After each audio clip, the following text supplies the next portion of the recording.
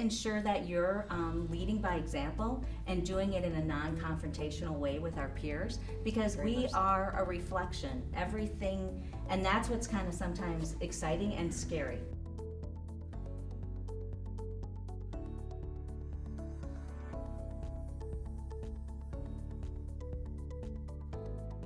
Do you know the code of ethics, and are you aware of how you're supposed to be conducting yourself? It gave us a guideline for how we expected people to be treated based upon the very simple concept of the golden rule.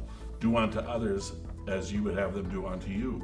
The golden rule requires action. It doesn't say react, it says act, do unto others. The code says this is how we as realtors will act. And the code of ethics is extraordinarily important, not just to me personally, who I believe operates with my ethics intact, but for us foundationally in the entire operation of the Realtor organization, where we work hard to improve our clients' existence by working together with each other, and having those guidelines to work together are extraordinarily important. The code of ethics is very important to me because it gives everybody in our industry a guideline from which to act. When we enter into a transaction with another real estate agent, we know that they have to abide by those standards. Otherwise, there's repercussions that can happen. In addition to that, it helps our clients on both sides of the transaction ensure that they're being represented fairly, that they're clearly aware of any situations that need to be disclosed. They know where the money's going. All of our forms and everything goes along with that. So the code of ethics is important so that at the end of the day, our clients are satisfied and we've done our job.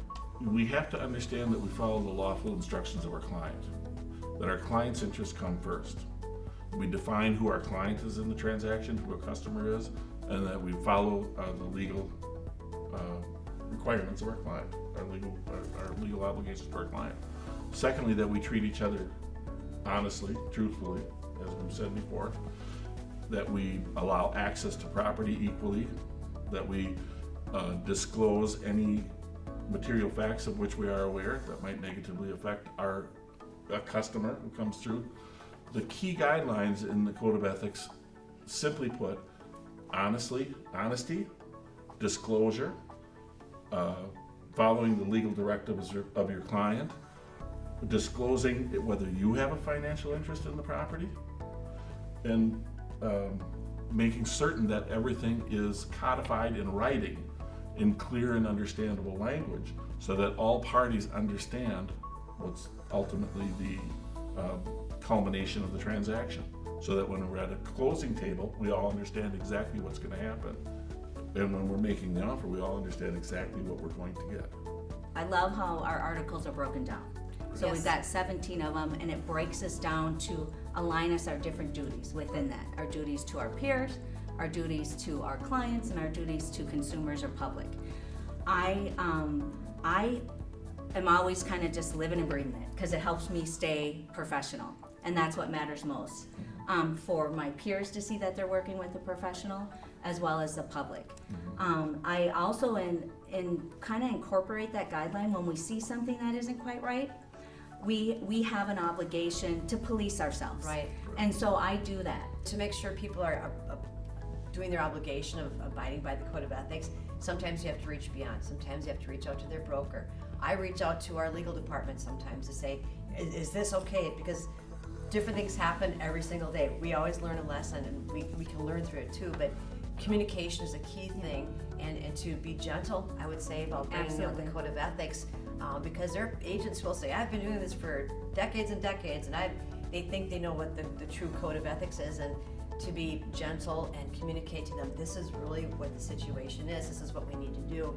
But it's clearly all about the communication and advising them maybe to reach out to their legal staff or to leadership. Yeah. I think we have to diffuse it, especially when we're communicating. Yes. We all haven't had a day off in about 2 years. Right. So we're a little punchy. Yep. But that's okay. And how do we, sometimes a text message is like, wait a minute. So pick up the phone or communicate and say, hey, I'm sorry, that was not my intent.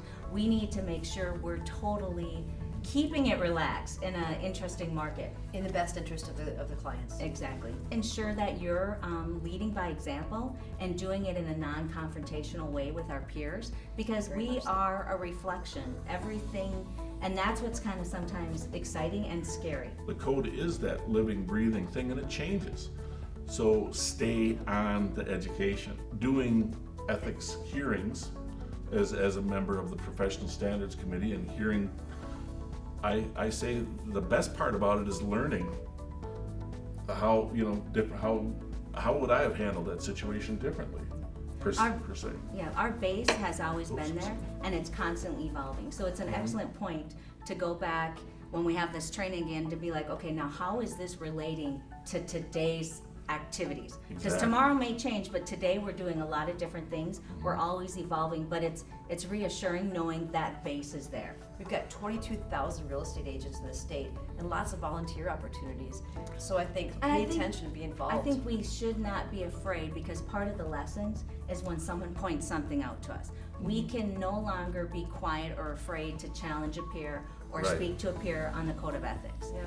It is so easy to allow a code of ethics violation to slide That's what we can't do. when you are so busy, Absolutely. because enforcement it requires, it's an obligation on our part to commit to that time.